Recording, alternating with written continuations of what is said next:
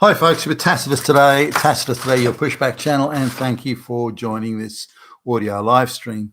Please listen to this presentation as you would a radio broadcast. In this essay, I'd like to talk about foreign-born or foreign allegiance politicians that are in Western parliaments and congresses and senates and House of Representatives and so on.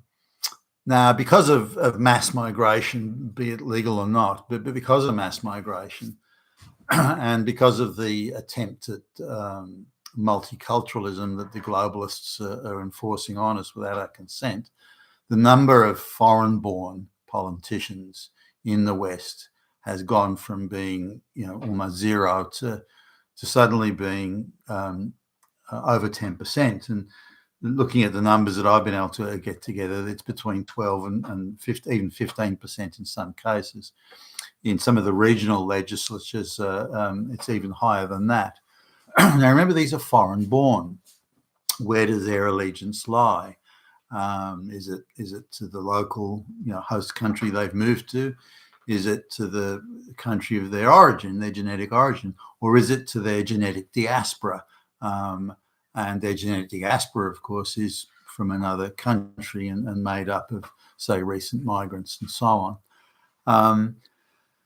Now, this is a big issue and becoming a much bigger issue. If we look at the trend lines here and we look at the mass migration, assuming it continues along more or less current lines, and the extent to which these mass migrants are organising, often with Western taxpayer money, are organising politically, and the way the big political parties are openly embracing this idea of bringing in these foreign-born politicians into their party. Do these politicians actually represent the host country? Now, the answer would be no, but over the next 20 years, next 2 decades, under current trends, these foreign-born politicians will be approaching sort of half of the total number of politicians in the legislature.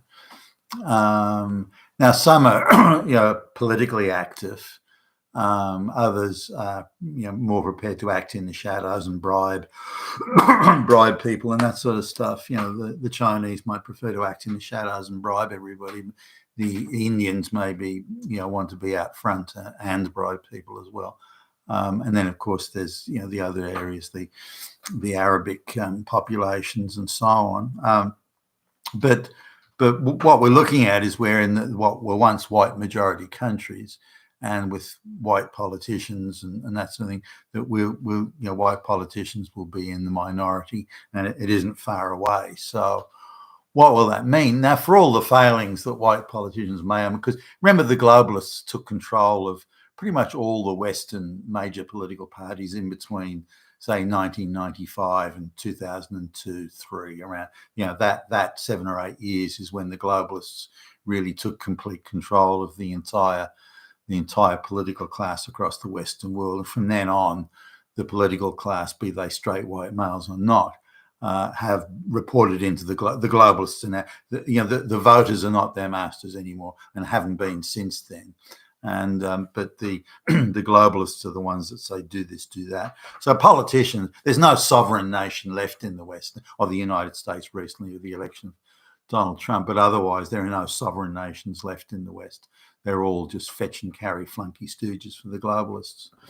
But coming back to this issue of where does the allegiance, the loyalty, where is it for these foreign-born politicians? Well, just to illustrate the point here, recently the Indian, there's like millions of Indians, white-collar job Indians working in the US. Now they come to the US to, under some pretend bullshit college, training course at some bullshit scam college, and then they go and get a job as, programmers or, computer coding or other jobs. But excuse me, but white collar jobs that Americans could do. But these Indians operating through scam labor hire firms work for much less than the Americans will work for. They undercut, if you like, the accepted market rate of wages in that particular industry or sector or segment. And so there's depending on whose numbers you're looking at, there's somewhere in the order of 3 million Indians who are working in white collar jobs in the United States. Now, some of these people are having their visas revoked or not renewed. So there was a scam of automatic work visa renewal. So they might have, a 12-month or whatever it was work visa, or a work visa that would go for the duration of their supposed college course or training course. And that, the training course was a bullshit scam, as was the college. It was just a pretext, if you like, or a scam excuse to get them into the US so they could do these jobs through these scam labor hire firms. So the millions of these Indians are in these jobs. It's all a fucking scam. And they're not having their work visas renewed, or they're being revoked in the event that they've been more than creative on their visa application form. They're doing a legitimate university course, but they drop out of the university course on day one and go and work at or study at some scam bullshit Indian college where, it's just a doorway somewhere, post office box. So they're having their visas revoked in the United States, and justifiably and quite reasonably so. Anyway, they don't see it that way. They see they're entitled to come to a rich first world country and scam and lie and cheat and bribe their way into employment. That's an entitlement. And they come from a country where, scams and bribery and corruption and bakshish are just a standard way of life. So they want to export their moral low standards to the West, and they're doing so very successfully. Anyway, they're getting their, their work visas revoked. Now, what happens here? There's quite a lot of Indian Indian-born politicians in the United States now, and both political parties have given them safe electoral districts to stand for, guaranteed win, because they want to show how diverse and multicultural they are. But who do these politicians represent? Well, they certainly don't represent the United States. They certainly don't represent American voters generally. They represent their own diaspora. They represent India. They represent the interests of India and the interests of Indians. That's what they do, and they make no bones about it. Now, they may go to a few town halls and pretend otherwise, but that's not how it is. Their job is to help bring out as many Indians from India into the United States as they can. And again, the Indians because remember, there's 1.5 billion with a B Indians, and over 1 billion of them, more than 1 billion, want to get the fuck out of India and come to the rich white West. They don't realise that in doing so, they'll turn the West into the same basket case shithole that India is, but they're not thinking that far ahead. They're thinking of how much cash can they grab from those white folks tomorrow and the next day. So anyway, they come to the United States, or white country, could be Australia, could be anywhere. They come to these rich white, well-ordered, well-run, well-administered white countries. That's the only places they want to go, and they do so under all sorts of false pretenses, and again, creative filling out of forms and corrupt immigrant officials, migration officials, and all sorts of things like that. And then they come to the West, and they think, okay, we're entitled to be here. But now it's all turning sour for them in America. So they go running to their Indian politicians, the Indian-born politicians that are serving in American legislatures, and they go and say, you have to represent us. You're Indian, we're Indian. You must help us. You must do what we want. You represent India. You represent Indians. And these politicians do exactly that. They see their role is to represent Indians. Now, some of them try and deflect a little bit and say, well, I'm actually, in my political district, there are a lot of Indians, so I'm representing them. That's really what happens. That's bullshit. So their allegiance is to India. These politicians, their allegiance is to Indians, and their allegiance is to the interests of Indians in India and who want to come to the US or the West, and so on and so forth. There is no desire of these, and they've gained political office for the pure purpose of representing the Indian diaspora, not because they're a politician for the citizens at large or the citizens generally. Now, when you start looking at the amount of Indians, because I don't think there's there's not an Indian politician I can think of that thinks they represent the country, the white country that they've come to. Far from it. They're there to do the opposite. They're there to financially disembowel the country that they've been given a political office in, just so they can hand it out to all their Indian buddies and relatives and so on. Now you add to that the Arabic one, the Islamic ones, the Hispanic in the case of the United States, the Chinese and so on, because of mass migration. There's a lot of these people coming in. And you're looking at a situation where fewer and fewer politicians, where more and more politicians, I should say, are representing the genetic diaspora, the country of their birth and so on and so forth. They're not representing the public at large.